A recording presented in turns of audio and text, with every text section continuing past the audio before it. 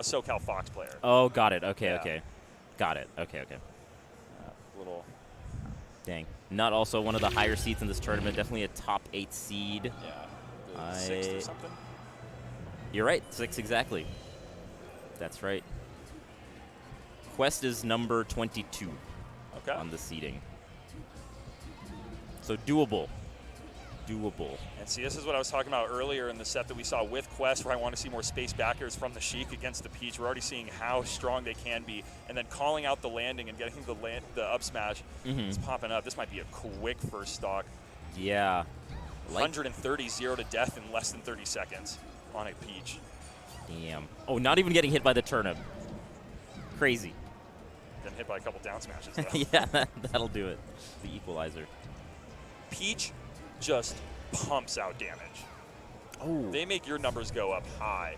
These nairs and like all their aerials, everything, not just their down smash. They hit pretty hard. By the way, I just realized this is a box Peach. I didn't put that together in the previous set. Isn't there like some crazy forbidden Peach ledge dash that you can do only with box, and then you get like crazy Galint? It's not only with box. It's easier with box, right? I should say. Yeah.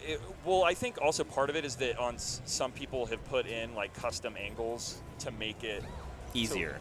To make it especially easier. Which I don't even think that's legal for like tournament play like this. Is it not? I don't know. I don't think you can custom on it. I don't even know if. There's no controller rules. Yeah, Trey, you can do whatever you want. I'll tell you this right now. You can bring a controller here and do whatever you want, and no one will know the better. And there's no rules to enforce. You can put whatever you want on your controllers. Yeah, but I know Ferocity is a box Peach player who can do that ledge dash using the nerfed box set and such too. So it's definitely possible and easier on box. But I think that when I saw one thread where somebody did it on controller a bunch of times in a row to prove to people that box wasn't broken or something. I see. So it's definitely like possible. I think that argument also is kind of interesting, right? Because I think, yes, something is possible on a controller doesn't make it like, if it's easier on a different controller, that is the factor that matters, right? Not the fact that it's possible to do it on a controller, so it's okay that a box controller can do it easier. I don't know if I'm okay with that argument, right? Yeah. Because like, you can hit something on a controller, that's fine. But if you can do it more consistently for sure, and it's easier on something else, then I don't know how that works, right? Yeah. And also there are some controller rules. I'm sure someone in chat's like, no, there are controller rules, Vish. But they're just not very well enforced as far as I've seen. Yeah, and if you look at even just all the community leaders as well, who we all respect are running events, they're very open about the fact that we want to find like a better rule set about it. It's not just being ignored or anything. It's definitely a very nuanced thing that requires a lot of deep technical knowledge and understanding that is something that not a lot of people have, and then sometimes the people who are making the rule set, it takes a lot of collaboration between a lot of different people. You can't just have one TO sit down and come up with a rule set that makes sense, because it's so nuanced. I'll tell you that I don't have the knowledge in terms when it comes to controllers, so I'm just like that old guy shouting at the sky. I'm definitely that person, because I'm like, I don't get what's going on here, but there's goddamn magnets happening, and there's like a box, and there's a magnets. How do they work? There's like a cube that's connected to a controller. What's going on? Like tetrahedron. Yeah. Like now we're getting like pyramidal controllers and stuff. Like I don't know what Chef Rockman's playing on now, but it looks like. So I see stuff like that, and I'm just like, this has gone too far, guys. Someone put a stop to this. It's not gonna be me. Got Guitar Heroes running around. I'm okay with the Guitar Hero. Let's keep the Guitar Hero. Let's keep the DK bongo drums and the Guitar Hero. Those are legal for sure. Everything else. The bongos. Oh man. I've played on the PS1 controller. For Melee? Yeah, and it doesn't even have control sticks. It's just a D-pad on it, so it's kind of like a box. Like, I was blown away at how good it was. Like, really? I was like L cancel aerialing and like approaching aerials, and like I was able to like play on it. Yeah, at Summit, I think a couple people have made one before. Oh, that's interesting. Coiled Over and Slam Duncan have both made one, but they had it for the Wacky Controller tournament. It didn't end up getting used, but it was it was cool. It was just the Dogbone PS1 controller. That sounds actually really cool. I always liked the PS controllers in terms of just the comfort of holding it. Yeah. The ergonomics of it felt really good.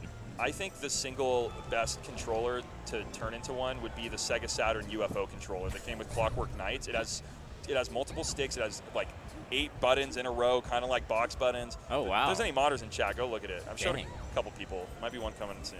Dang, I can't even picture it, to be honest. I don't remember what that looks like. Yeah, it's it's a wild-looking controller. Sega Saturn. Yeah, and it's not the main Sega Saturn controller. It's one that came with Clockwork Knights.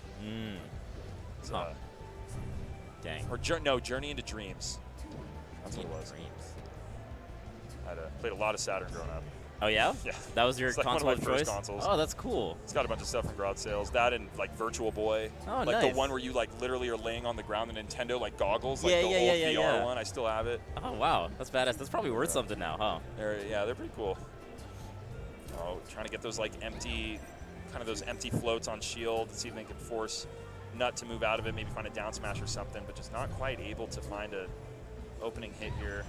I believe also Nut typically teams with Favez a lot, right? Yeah. And so I would presume that Nut has a lot of experience in this matchup, just having played Both Favez even a lot. living in Redondo for a long time or in the area. And just, yeah. Right. And then even nowadays with Favez not being as active, their new static is Aura. Oh, that's possible. that's so also it's still thing. still applies. That's crazy. Yeah, this is looking pretty tough. The first stocks look like they're, pretty even, but then Nut just kind of carries the momentum, and it feels like doesn't get hit throughout the duration of the match. It's kind of crazy. Solid. They've every single time they've walked on stream today, it has been a dominant performance, whether it's been doubles or singles so far. So they're here to do well. They're killing it. They definitely weren't up till 5 a.m. at the casino last night. No, definitely they were was not. No, they were practicing.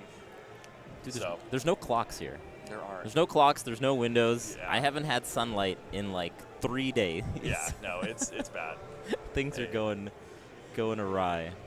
That's how they get you. Yeah, just EDM blasting everywhere I go. There is EDM. Again, I just don't know how this works in terms. Can the stream hear it? Yeah. I don't know if the stream can hear it. Oh, and Nut is actually dancing to it. Yeah, grooving to the music. I like it. That's what really turned the tide in that set, is that the EDM music started playing, kicked in. and then Nut just popped off. Yeah, it was like multiple